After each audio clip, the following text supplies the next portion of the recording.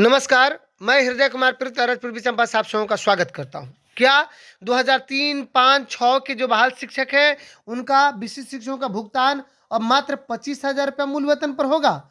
जी हाँ, 25,000 मूल वेतन पर होगा, लेकिन घबराने की बात नहीं है। व्हाट्सएप ग्रुप में बहुत सारे मैसेज अब दौड़ना शुरू हो गए हैं कि देखिए विशिष्ट शिक्षकों का भुगतान 25,000 मूल वेतन पर कहा गया था और ये 25,000 मूल वेतन पर अब हो रहा है। तो आपको घबराने की जरूरत नहीं है, क्योंकि एक पत्र जो जारी हुआ है उस पत्र में आपके वेतन भुगतान की बात की गई है, लेकिन जो व्हाट्सएप ग्रुप में जो घूमने वाला जो मैसेज है कि 25,000 पर ही होगा, कहा गया था कि विशिष्ट शिक्षक नहीं बनने के लिए और आपका जो मूल वेतन है आपका घट गया। बिल्कुल नहीं, आपका सब कुछ लाभ मिलेगा, घबराने की बात नहीं है। विशिष्ट शिक्षकों का मूल वेतन कितना पर भुगतान होगा इसका मैं जिक्र इसमें करूंगा जरूर। अभी वर्तमान भुगतान करने की बात की जा रही है और कौन कौन होंगे प्रभावित और कौन प्रभावित नहीं होंगे, तो इसलिए घबराने की बात नहीं है। आपको एरियर मिलेगा और एक सप्ताह के अंदर प्राण जनरेट की भी बात की गई है।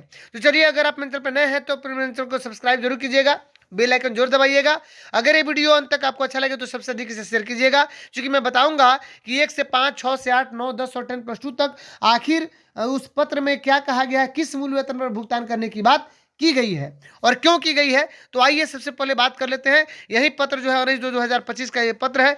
प्राइमरी एजुकेशन के जो डायरेक्टर है पंकज कुमार जी, और उनका कहना है कि हमने जो पुराना एक पत्र जो दिया था 23/1/2025 को, तो मैंने कहा था 2281 पत्रांक था कि आप हर हाल में विशिष्ट शिक्षकों का प्राण जनरेट कराइए, HRMS ऑन बोर्डिंग कराइए और इसके साथ साथ इसी समय अवधि में आप उनका क्या वेतन संरक्षण हेतु वेतन निर्धारण की कार्रवाई भी कीजिए।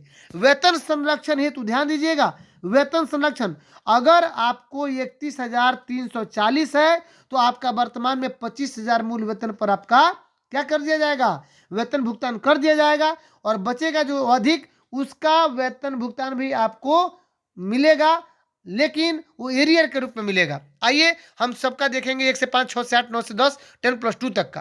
तो इसमें उन्होंने कहा है कि जो भी अब चूंकि ये जो वित्तीय वर्ष चल रहा है तो ये समाप्ति के कगार पे है और उन्होंने एक फटकार लगाया है कि आपको ये प्राण जनरेशन कर लेना चाहिए था, करवाई है ना, और दूसरा चीज ऑन बोर्डिंग भी कर लेना चाहिए था, आप फिक्सेशन भी कर लेते, लेकिन आपने वेतन संरक्षण हेतु निर्धारण भी नहीं किया। तो अब इसलिए चूंकि अब होली आ रही है, मैं आपको बता दूं, और जनवरी में शिक्षकों का वेतन नहीं मिला, फरवरी भी अब आज 19 तारीख निकल गया, तो कहा गया कि विशिष्ट शिक्षकों का जो भुगतान होगा वह नियमावली 2023 में जो निर्धारित मूल वेतन है उसी के आधार पर वेतन भुगतान होगा। अविलंब में प्रारंभ किया जाए, यानी 1 सप्ताह के अंतर्गत ये किया जाएगा और बाद में अनुवर्ती कार्रवाई करते हुए बकाया राशि का भुगतान कालांतर में किया जाएगा, नहीं बाद में किया जाएगा। तो इसलिए घबराने की बात नहीं है। दो चीज इसमें स्पष्ट है कि वेतन संरक्षण आपको ऑलरेडी मिला हुआ है और दूसरी बात इसमें कहा जा रहा है कि निर्धारित मूल वेतन के आधार पर वेतन भुगतान अविलंब प्रारंभ होगा, लेकिन अनुवर्ती कार्रवाई करते हुए बकाया राशि का भी भुगतान कालांतर में किया जाएगा, यानी एरियर के रूप में।